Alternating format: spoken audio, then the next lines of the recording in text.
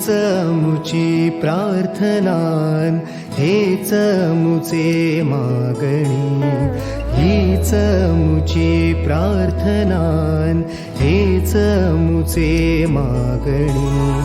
माणसाने माणसाशी माणसासम वागणे, हीच